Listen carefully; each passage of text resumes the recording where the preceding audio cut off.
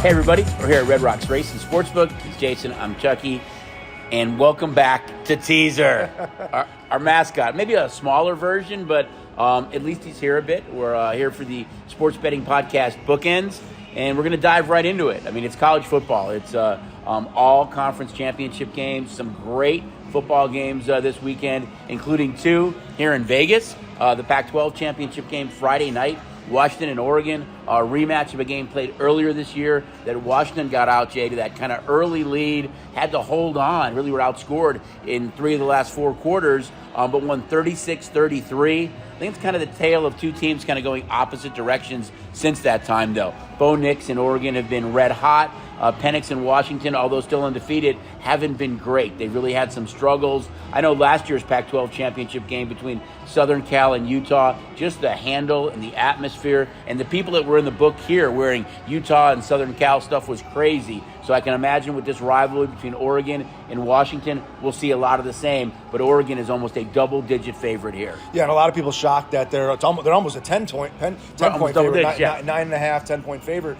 Shocked by that line, to see the number 3 team in the country, a double-digit dog right to the number 5 team in the country as we sit to the rankings. And obviously, these two teams is a quasi-playoff game, as whoever wins this game is expected to, leapfrog themselves, or Washington stay in the top 4, or Oregon would leapfrog themselves into that top 4. And you talked about, what is creating this line to be Oregon such a big favorite in this game? Especially since Washington beat them already. Washington's beat them 36-33 in Week 7, and are sitting undefeated while Oregon has the one loss.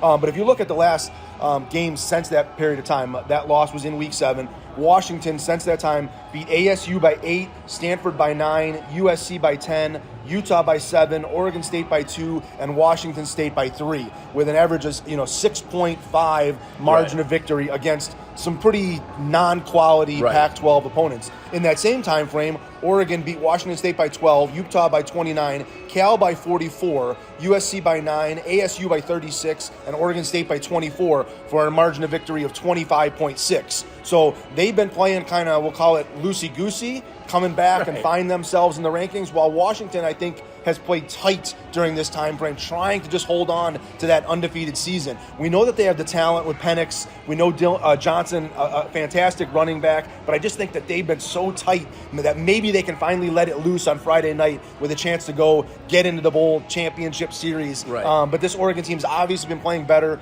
We talk about Bo Nix, who's been the Heisman favorite now, and having a game to play with Jalen Daniels not playing this week for LSU. But for me, I think this game comes more down to Bucky.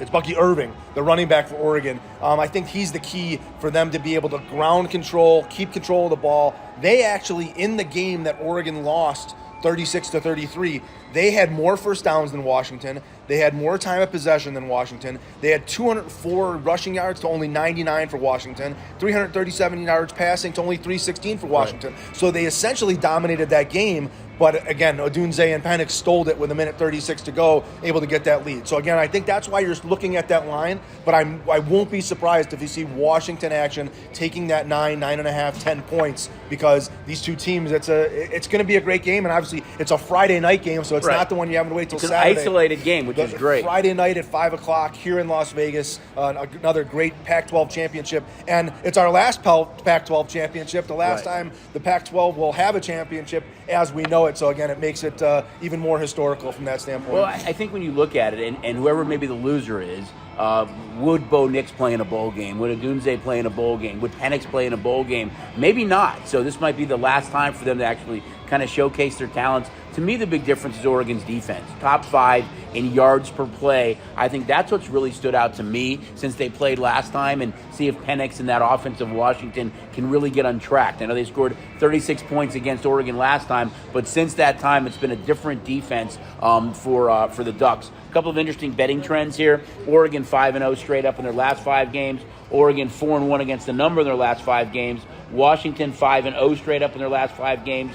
But here's an interesting one. The total has gone under in 4 of Washington's last 6 games when playing Oregon. Not the case when they played this year, but if you throw that out, 4 of the last 5 times, the games have been under. But with these two quarterbacks, when you look at a high total like 66.5, 67, I have to think you're thinking there's going to be a lot of points scored. Yeah, and this total has been coming down. Was that we were actually 68 to right open. now, right? Yeah, yeah. And it's come down to 66. So some sharp action on the under in this game. I could see, though, as we get closer to kickoff on Friday night and the town's full of fans from both Oregon and Washington, that they start to push that total up a little bit. But I expect we'll see a huge handle in this game, very reminiscent to what we saw last year when it was Southern Cal and Washington. Expect a lot of guests out here to go to the game. It should be fun. I mean, really, for maybe the last championship game for the Pac-12, it is going to be a big game between two teams that have championship aspirations.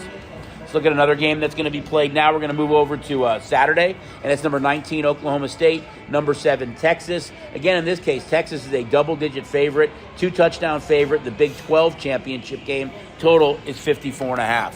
Yeah, Texas is on the outside looking in, sitting in the 7th spot with a chance to get in the playoff. There are some things that can happen if Florida State were to drop the game to Louisville. I think that's a big opportunity for Texas to find themselves going to that 4th spot. We'll see if the committee will leapfrog them over Ohio State, who they currently have Ohio State as the 6th.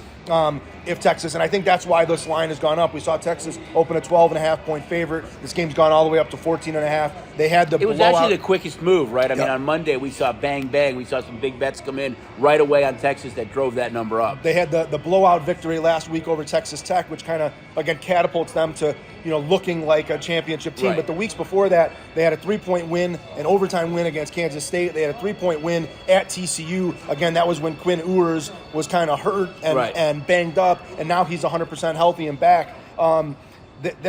They're going to need a monster big game here against an Oklahoma State team that pulled the monster upset of Oklahoma. But they just could be a little looser ago. in this game, don't you think? But then they went and got destroyed by Central Florida, and then have had 2 wins since then. But again, the big thing for me on the Oklahoma State side of the football is the defensive side of the football. They allowed 45 to Central Florida, they allowed 30 to Houston, and they allowed 34 points to BYU last week.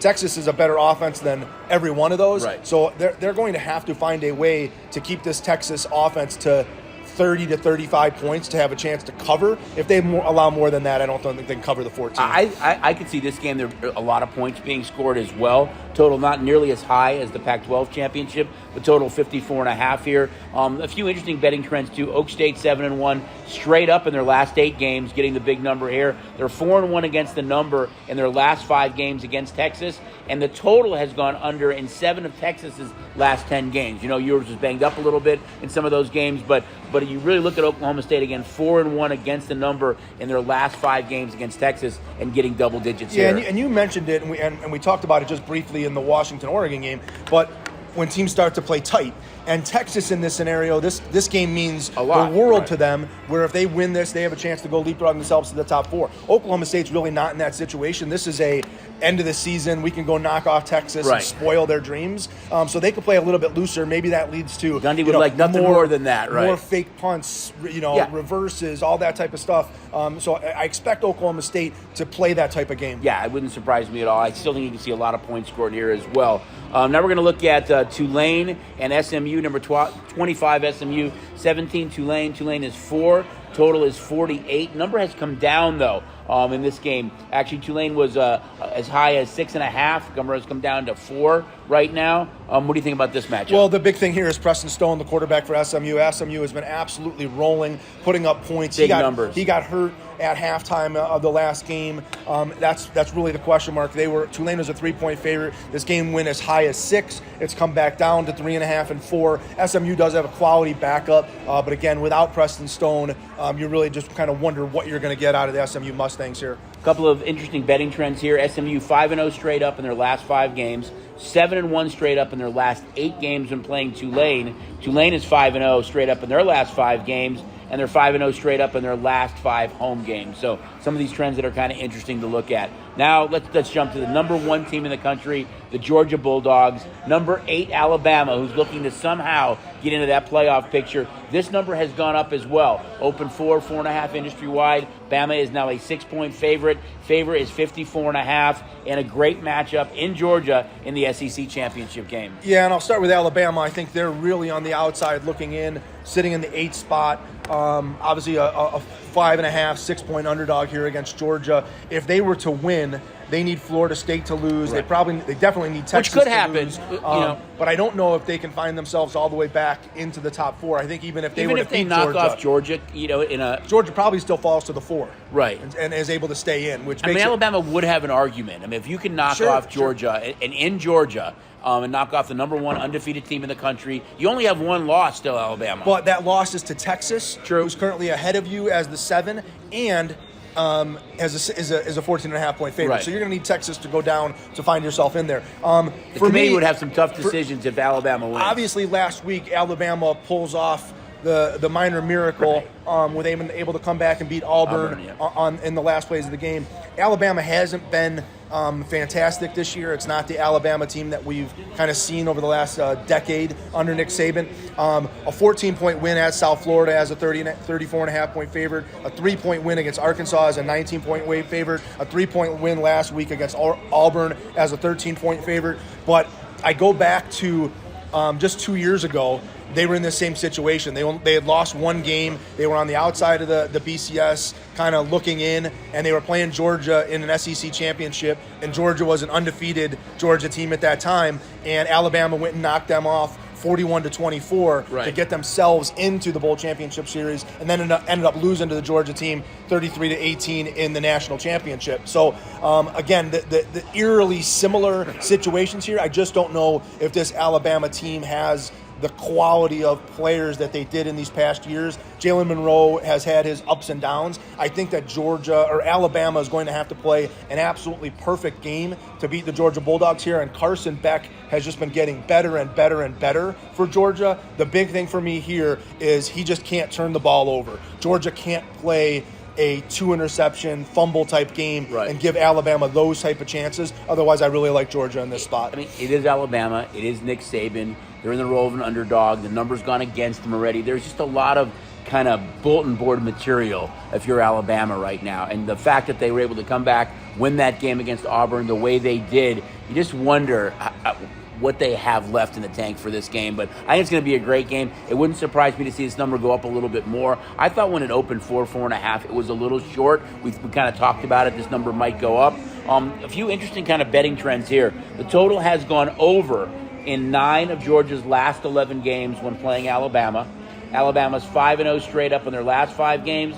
The total has gone over in Bama's last 5 games. So there's been a lot of points on the board, and some of the games in Georgia this year kind of played to their level of their opponent a bit. Didn't cover last week against Georgia Tech. So interesting to see what this number kind of does before kickoff, and especially the total if it does trick up a little bit. Yeah, you can go, if you went and looked at that Georgia schedule, the games that they're playing against lesser opponents, it almost seems like they come with a vanilla offense, and they're just, get in, get out, we get our win, we move on to the next week. And then when they play a big game, whether it was against Florida in the cocktail party, and they just come and finally play their best game, Georgia seems to elevate in these big games. And again, that's why they're continuously in a national championship hunt. So now we're going to jump to the Big Ten championship, and we've talked about these high totals, the Pac-12 of 67.5, and games that are in the high 50s, and all the offense. And Michigan, the number 2 team in the country. Iowa, the number 18 team in the country. Michigan's a 23.5, 24-point favorite with a whopping total of 35.5. So something has to give here. We know the way Iowa plays, but Michigan can achieve maybe that point total on their own in this game. Well, I think if you're an Iowa fan, or if you're going to back Iowa in this situation, you're hoping that there's a little bit of a lull with coming off a big victory over Ohio State. Looking forward to you're moving into the national championship playoffs, and that Iowa can kind of sneak up on you. Obviously, Iowa is in this situation because they're able to win games. However, they haven't been able to win games by scoring points. It's been entirely on their defense. So can that defense stop Corum? Can they stop McCarthy? Does Michigan come with a vanilla game here? But you talk about a 23.5-point favorite with a total of 35.5. So the projected score in this game is a 29-6, somewhere in that range. So Iowa, if they can put a touchdown up for you, you've got a chance chance to cover. And we were kind of laughing in that the first half team total, or betting on the first half, is is Iowa going to score? Over under a half. It is ugly football. Can they score in the first half? And you can get minus $1.30 on them to actually score, even kick a field goal in the first half. And that's how bad the struggles have been for the Iowa Hawkeyes. But again, you're playing in a Big Ten championship. Despite all of these offensive struggles, they've got a chance to go win a Big Ten title and knock off the number 2 team in the country. When some of the Pac-12 teams merge with the Big Ten teams next year, it is really going to be an interesting dynamic when it comes to one conference that plays a ton of offense, maybe not as much defense, and one conference that plays a lot more D. Yeah, and a big difference in size from the Big Ten to the speed of the Pac-12, right. And it's going to. It's an interesting dynamic. You said it. Next year, the handicapping and the setting of numbers early in the Big Ten between the Pac-12 Big Ten merge are going to be really, really interesting. So we talked about the total a little bit, and here's really an interesting betting trend for both these teams regarding the total.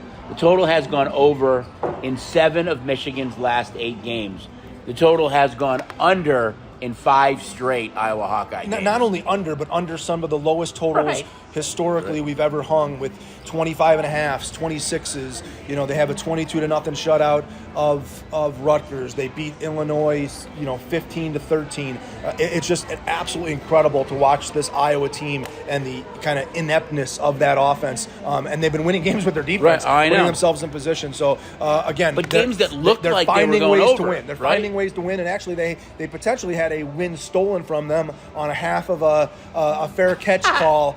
And so Iowa thinks they should have their 11th win on the season in the loss to Minnesota, and you can make an argument that it wasn't a fair catch or it was a fair catch. But the Hawkeyes, at the end of the day, it's still winning. Whether it's winning ugly, which we talked about the Bears on Monday night. Winning ugly is still winning. Still winning. And that's what Iowa's been doing. Yeah, there's so many other games, though, in this 5-game streak of unders look like they could go over at halftime or late in the game. It's that costly turnover. It's a missed field goal. It's something that happens that causes the game to go under. A few more college games quickly here. Number 15, Louisville against number 4, Florida State in the ACC championship game. Florida State is 2.5 and 49. Yeah, Florida State, again, another late kind of miracle to pull it off and knock off Florida last week. Obviously, it's their first full game and playing a Division I opponent for Florida State without Jordan Travis. Right. That's a big loss. Yeah, going to Tate Rodemaker. There's a lot of question marks whether Florida State should still be in this situation with a chance to go to the playoffs,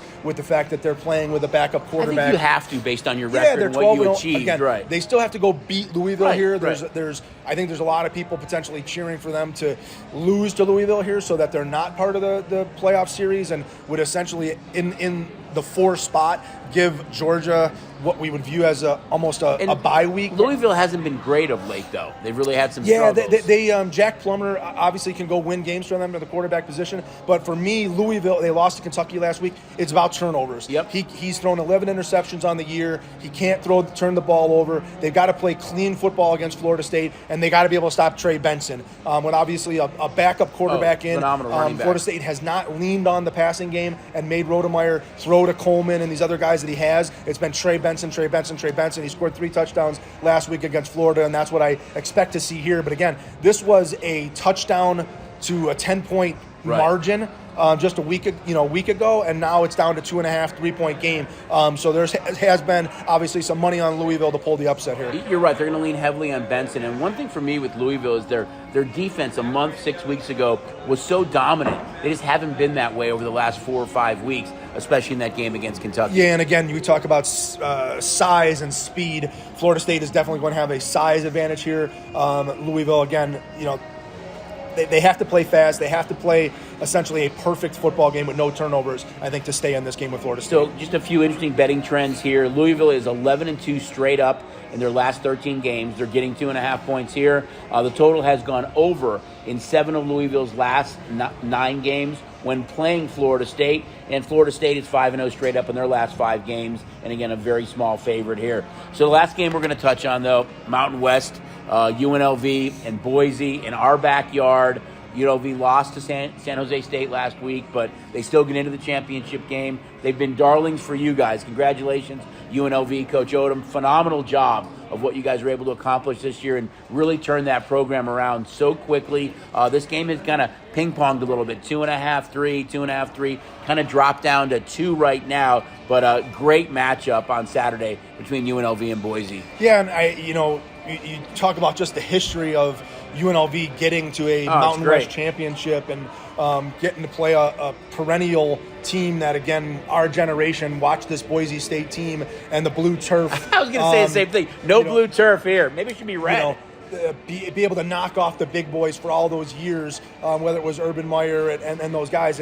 But this isn't kind of our generation's Boise State team. This Boise State team comes into this game with 5 losses.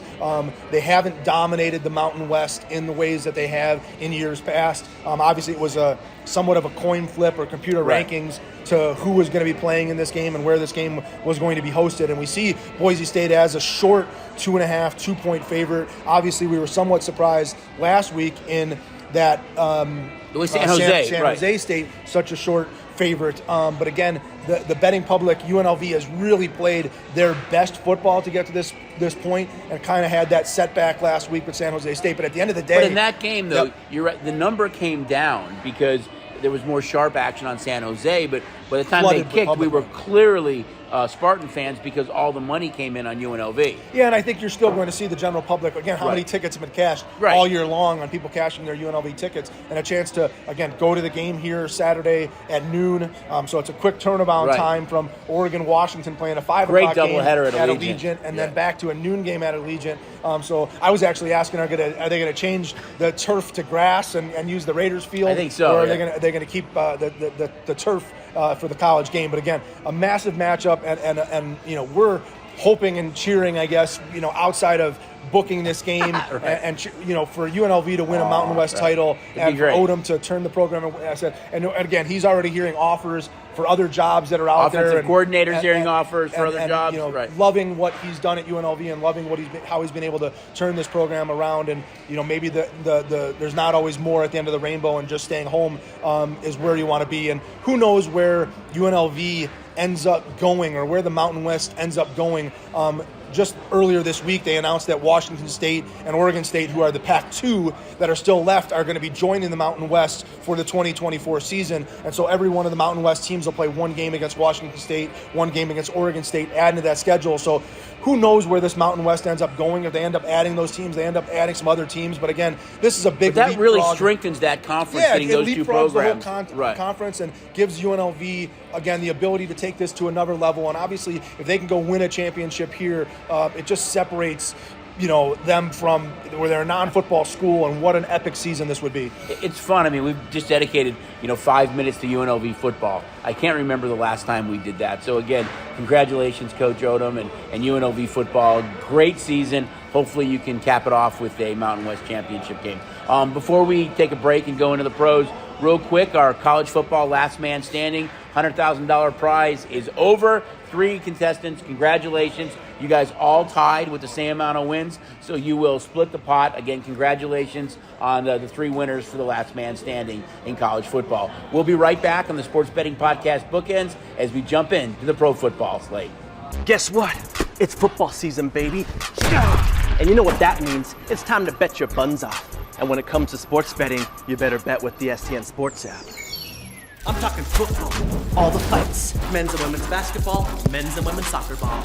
We've got it all. And with our 14 convenient sign-up locations around town, it's no wonder they call me the Queen of Convenience. Because when I bet with STN, I feel like royalty. So what in the heck are you waiting for? Download the STN Sports app today and trust the local favorite. Hey everybody, we're back at Red Rocks Racing Sportsbook. Jason Chucky for the Sports Betting Podcast Bookends. We're going to talk a little pro football this week, and it was a week that we just finished that was dominated by the favorites. I know we had kind of talked about some of these dogs that had really come through and some parity, but over the last few weeks, it has been a pro football onslaught of favorites. And I think a big piece of that, Jay, is all these young quarterbacks. You've got so many young, inexperienced quarterbacks kind of being thrown into the fire right now. You've got Watson and Burrow that are hurt. You've got a bunch of young guys that are trying to be the guy for some of these teams. Daniel Jones hurt, and the public is really backing the favorites. You talk about Thanksgiving weekend, where thank goodness that the Packers were able to start the weekend off with an outright win against Detroit, because then the Cowboys and Niners, easy wins. On Friday, the Dolphins, an easy win. So over the Thursday and Friday holiday, 3-1 favorites. All the games went over. We really needed those Packers, and it was bookended by the Bears actually winning on Monday night against the Minnesota Vikings. So thank goodness the NFC North kind of helped us. No pun intended for the bookend reference, but we really needed those two teams to help, because favorites really dominated the slate in pro football this past weekend. Yeah, it was a roller coaster ride. Going back to Thursday, you talked about the big Packers money line upset against the Lions, kind of teasers, money lines, parlays, ruining everybody's early morning Thanksgiving, but they were able to bail themselves out with the Niners and Cowboys winning there. The Dolphins on Friday, and not only the Dolphins on Friday, but if you took the two NFL winners late Thursday, plus the Dolphins, plus the college slate that happened on Friday, teams that were touchdown favorites or more between the pros and college were 12-1. Yeah. Don't remind me. Combined please. Thursday and Friday. So Friday ended up being a really, really ugly day for us. Saturday we bounced back with a lot of the college underdogs that happened to come in. And then Sunday was, again, another ugly day. As you talked about, a lot of the favorites came in on Sunday. We saw the epic Bills-Eagles game, which was an absolutely fantastic game. And then we were Bills fans. The closing Sunday night with the Ravens and the Zay Flowers miracle cover for all the Ravens bettors out there. And then you mentioned it.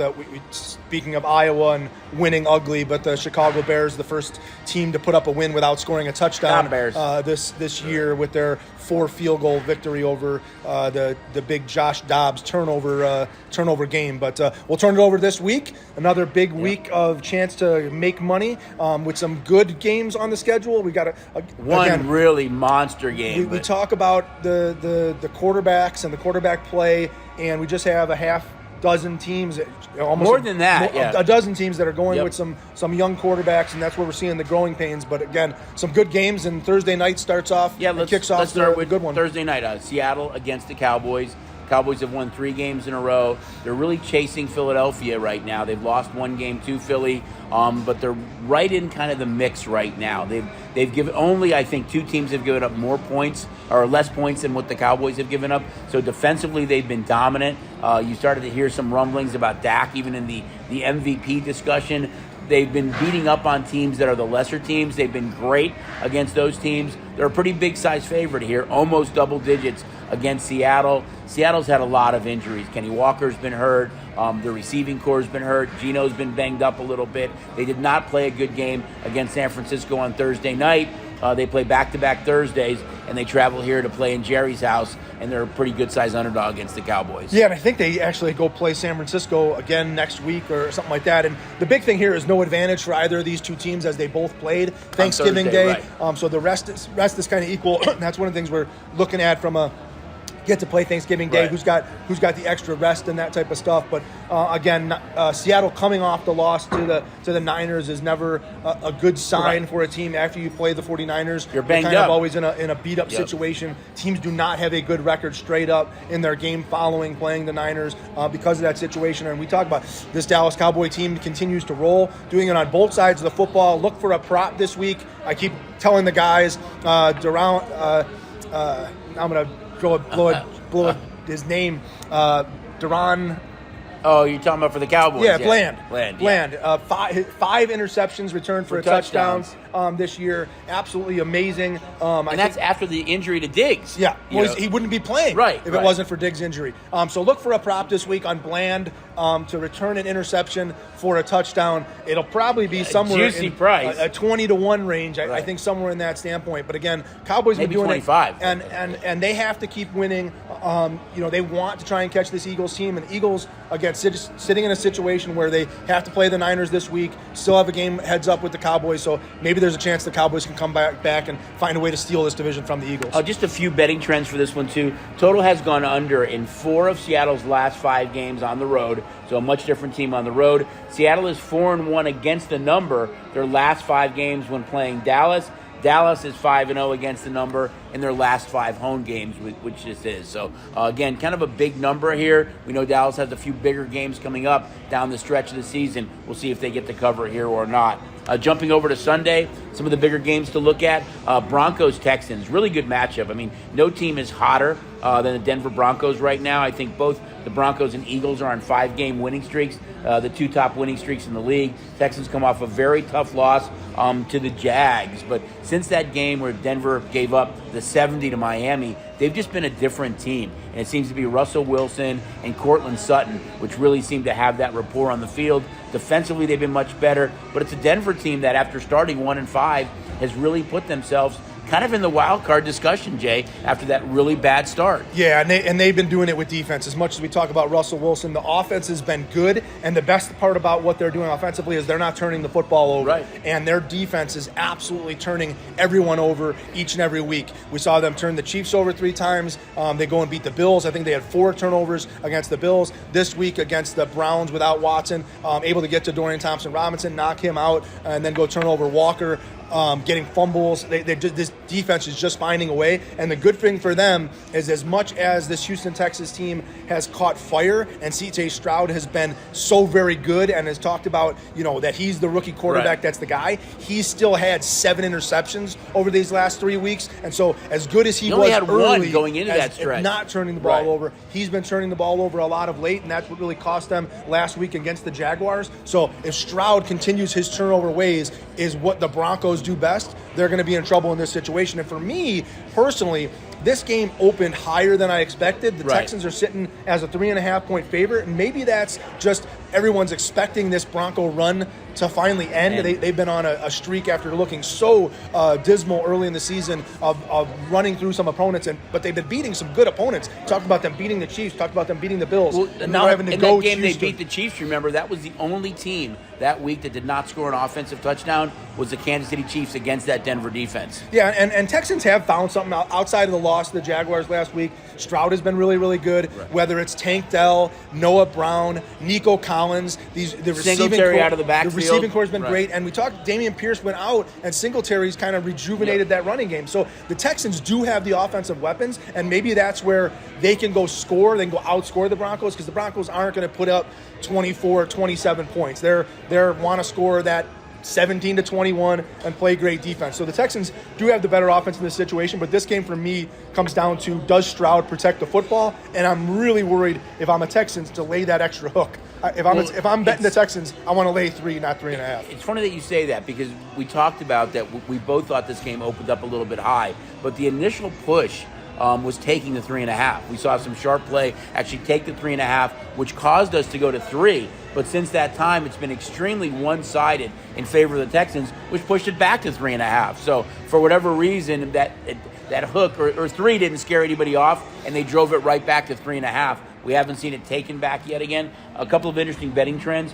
Denver 5-0 straight up in their last 5 games, as we alluded to, that 5-game winning streak. Denver total has gone under in 5 of Denver's last 6 games. As Jay mentioned, they want to play that tighter, low-scoring game. Total has gone under in 4 of Houston's last 5 games when playing Denver, and Houston is 4-1 straight up in their last 5 home games. Their only loss coming last Sunday to the Jags. Now we're going to talk about what is a marquee game, a monster game. We've talked about some big games over the last couple of weeks that have major playoff implications. Rematch of last year's playoff game between the 49ers and Eagles, the game that Brock Purdy got hurt in. The Niners come into this game, and to me, a little surprising that they're a 2.5 to 3 point road favorite. I know they've been really dominant since that 3-game losing streak. I know that the Eagles, only 1 loss, seem to just be going through the motions right now, but they find a way to win. This is a great game. It could have major playoff implications. As we mentioned, the Cowboys, Niners kind of chasing that number 1 seed that the Eagles have right now. Eagles got to love the fact, for bulletin board material, we are a home dog to Brock Purdy and the 49ers in Yeah. a big revenge game. And clearly we know all the talk from Deebo Samuel at the end of last year and the situation where the Eagles go and knock the Niners out in the NFC 31-7, Championship yeah. with when Purdy goes down and they essentially have to play without a quarterback for 3 quarters of football. And so the Niners, carry that burden of this was a game they felt they should have won last year in Philadelphia, and they kind of got robbed with Purdy getting hurt. So Deebo Samuel, we know he comes in with that chip on his shoulder. Obviously, all the weapons that they've been able to work with Ayuk and Kittle and McCaffrey, and the Niners are playing some absolutely fantastic football right now. And you go and you play this Eagle team who, despite the fact that they've been winning and are sitting on the top of the NFC,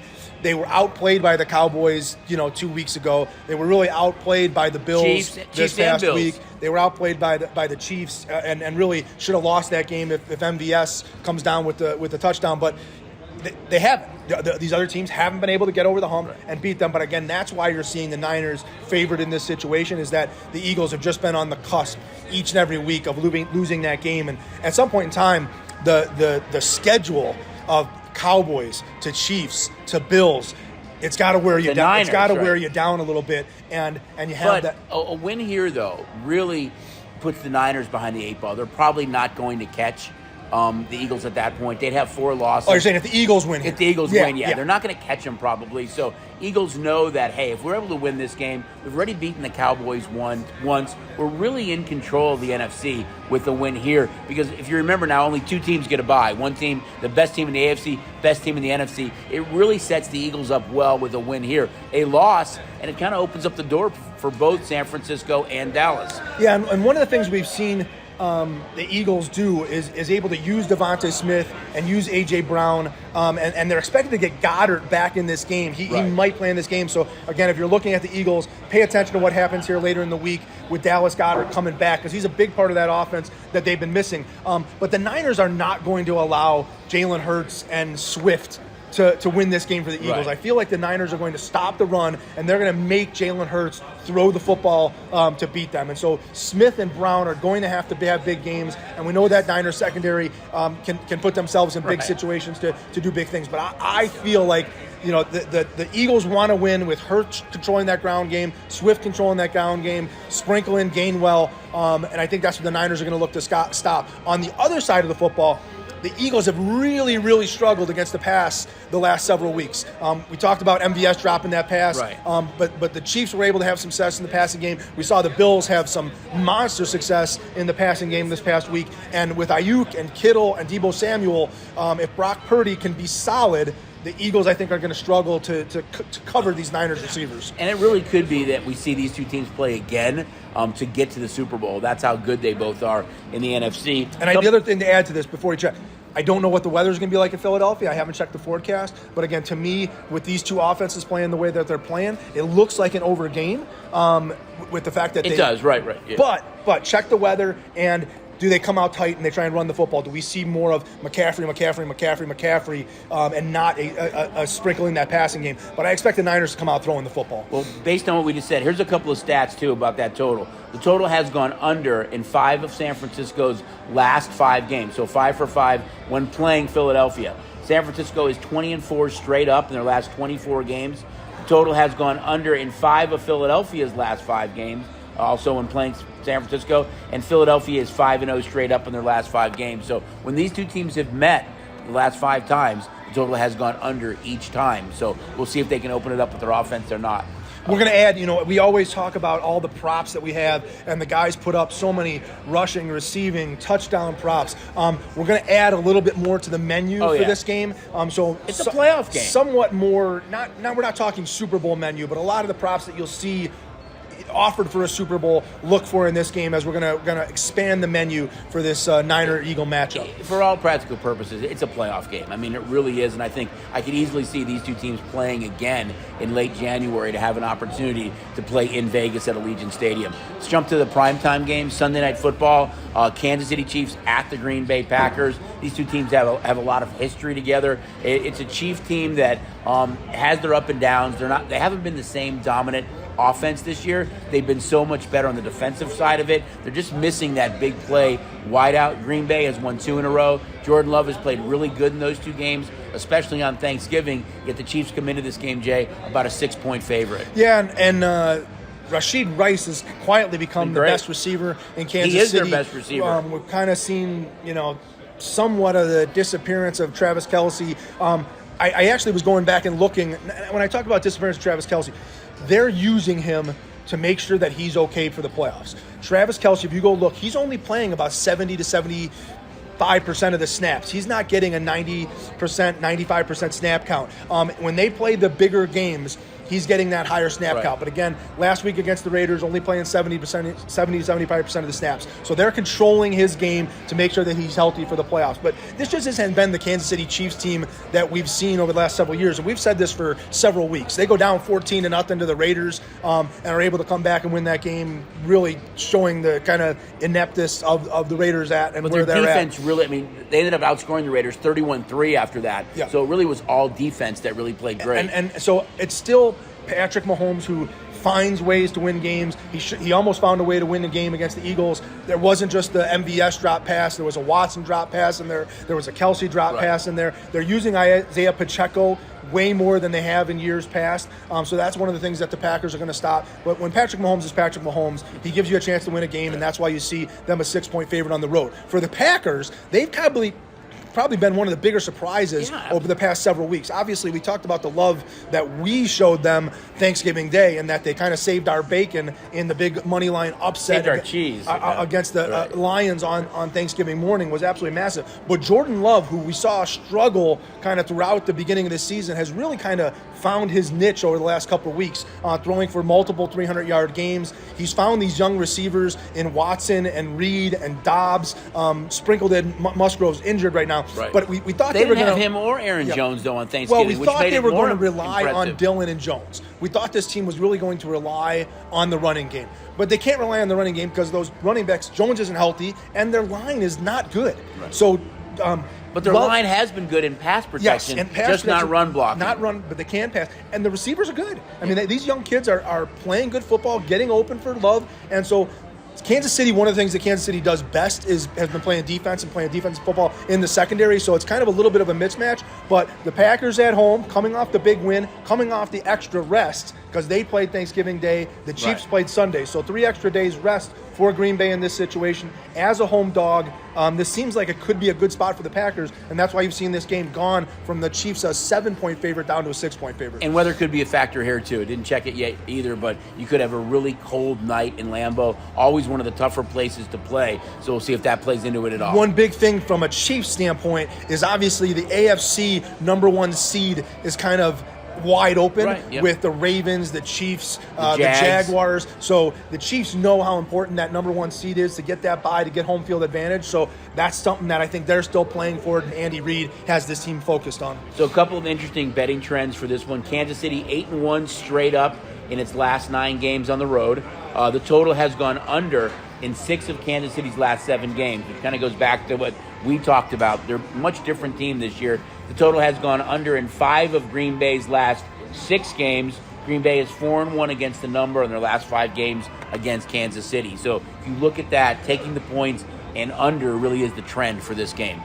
Jump over to Monday Night Football now. When the schedule was made and you looked at Jags, Bengals late in the season, Burrow, Lawrence, thought it was going to be a great game. Cincinnati, they're not making the playoffs without Joe Burrow. Browning really struggled in his last couple of games. You look at a Jags team now, as Jay mentioned, is still in the mix for the number 1 seed in the AFC. They come off a big road win against the Texans. They're almost double-digit home favorites here, which is clearly a product of Joe Burrow. Yeah, Monday nights have been I've been affectionately referring to them as Miracle Mondays.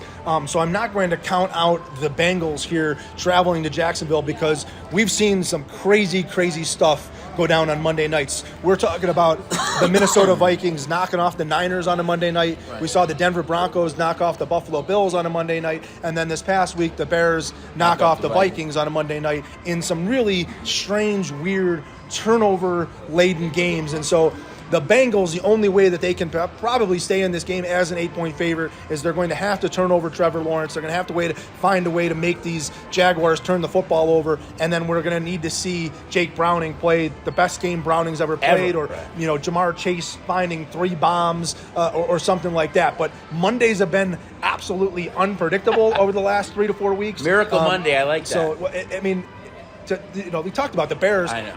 We talked about winning ugly, but that was winning ugly. The Bears were the first team to not score a touchdown this year and win a game. So maybe we get something like that crazy on Monday night, because I think that's what the Bengals are going to need. And obviously, we're going to need it. Their loss last week to the Steelers really weren't able to generate anything. And this Jaguar team has not just playoff aspirations, but aspirations to go even farther. And that was a big win for them this past week against the Texans. The Texans have kind of been, I'll call them their kryptonite. Well, they'd already beaten the Texans. Had already beaten them once. They would have lost twice now. Texans would have clearly owned all tiebreakers, and they'd be tied. So it was a huge win for them. And we talked about one of the things for the Jaguars was they were rolling after the early loss to the Chiefs early in the season. They went and played the games in London. They were kind of rolling, and then they had to go into their bye week, and they come out of their bye week with a loss at home to the Niners, and then they kind of caught back up. And so Jaguar team is really well coached. Trevor Lawrence, we know, puts him in good situation. He's actually been running the football a lot more. ETN's been and their fantastic. defense has played much better as well. They have all the tools in the shed to make a run here, and that's why you see them an 8-point favorite on Monday night. A couple of betting trends for the Monday night game as well, guys. Bengals 6-2 straight up in their last 8 games when playing Jacksonville, getting 8.5, 9 points here. Cincy 18-7 against the spread in their last 25 games on the road. This has to be the biggest amount of points they're getting in their last 25 games because it's with no Burrow. Jacksonville 7-1 against the number in their last 8 games. Before we leave you two, we talked about how the college last man standing is over. Pro football, there are 4 lucky contestants left. Congratulations to the final 4 with a chance to win $150,000. Going into week 13 now to have 4 left. That's tremendous. You guys, good luck. Congratulations. And it should be an interesting week. Oh, it's every week. Every week's an interesting week, and we talk about these playoff battles. You look at that ability to get into the NFC playoffs, get into the AFC playoffs, and it's a laundry list of teams. So everybody's kind of fighting for those last spots, and it makes for some great football.